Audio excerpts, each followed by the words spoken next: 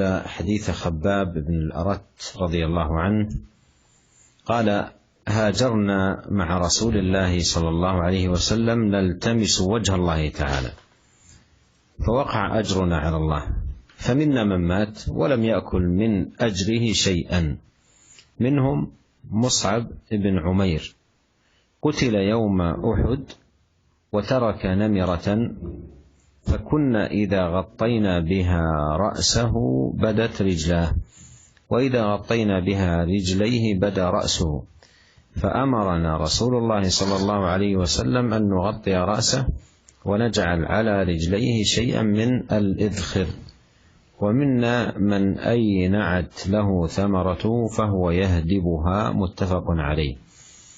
قال النووي رحمه الله تعالى: النمرة كساء ملون من صوف، وقوله أينعت أي نضجت وأدركت، وقوله يهدبها هو بفتح الياء وضم الدال وكسرها لغتان، أي يقطفها ويجتنيها، وهذه استعارة لما فتح الله تعالى عليهم من الدنيا وتمكنوا فيها. وهذا الحديث حديث خباب ابن الأرت رضي الله عنه فيه وصفه لحال الصحابة رضي الله عنهم وما كانوا متحلين به من الصبر العظيم والتحمل للمشاق العظيمة في سبيل نصرة دين الله جل وعلا، وهجرتهم من مكة إلى المدينة يطلبون الأجر من الله والمثوبة منه سبحانه وتعالى، كما قال رضي الله عنه: هاجرنا مع رسول الله صلى الله عليه وسلم نلتمس وجه الله تعالى، وتركوا ما تركوا من أموال ومن مساكن ومن أمور، كل ذلك تركوه وهاجروا في سبيل الله تبارك وتعالى. ومن هؤلاء من سماه خباب وهو مصعب بن عمير رضي الله عنه وأرضاه، وكان من شباب قريش أو من أكثر شباب قريش تنعما وترفا ولباسا وهيئة ومظهرا، وكانت أمه تعتني به عناية كبيرة جدا في هيئته وملبسه، وكان متميزا في بين شباب قريش في ذلك، ومن الله عليه بالإسلام وهاجر وترك ذلك كله، تركه كله. وقتل رضي الله عنه يوم أحد، قتل يوم أحد، ومن أجل أن يكفن لم يجدوا ما يكفنونه به، مع أنه ابن تلك الحياة والنعمة التي كان فيها والتي تركها لوجه الله سبحانه وتعالى، لم يجدوا إلا نمرة، وهي كساء من الصوف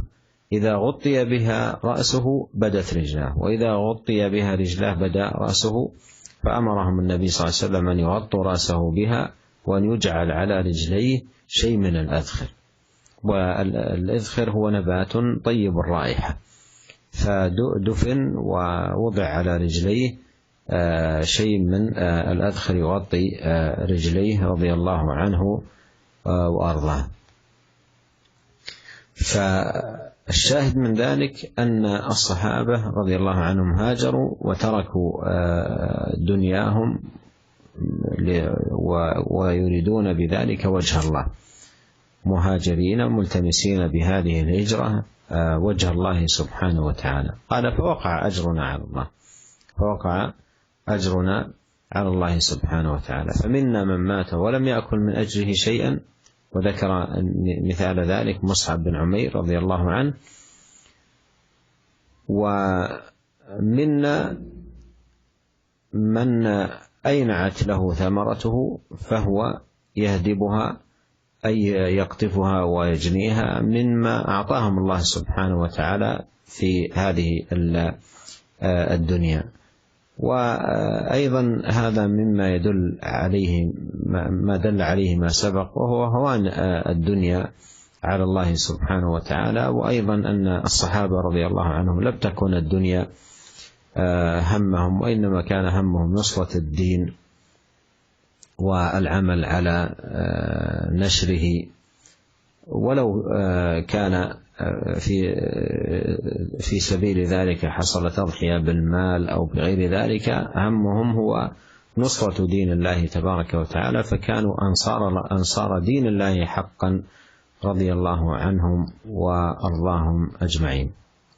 Kemudian Al-Imam Nawawi rahimahullah membawakan hadis berikutnya dari sahabat Khabbab bin Al-Arat radhiyallahu taala anhu. Beliau berkata, kami berhijrah bersama Rasulullah sallallahu alaihi wasallam karena mengharap wajah Allah Subhanahu wa taala. Maka kami pun mendapatkan pahala dari Allah Subhanahu wa taala. Di antara kami ada yang meninggal dunia dan belum sempat menikmati dari hartanya tersebut sama sekali. Di antaranya Mus'ab bin Umair radhiyallahu taala anhu. Beliau terbunuh pada perang Uhud dan tidak meninggalkan kecuali hanya sebilah kain yang digunakan untuk mengkafani beliau. Kami jika menutup tubuh beliau dengan kain tersebut, menutup kepala beliau, maka muncullah kedua kaki beliau tidak bisa ditutup. Dan jika kami ingin menutup dengan kain tersebut, menutup kedua kaki beliau, maka akan tampaklah kepala beliau radhiyallahu ta'ala anhu.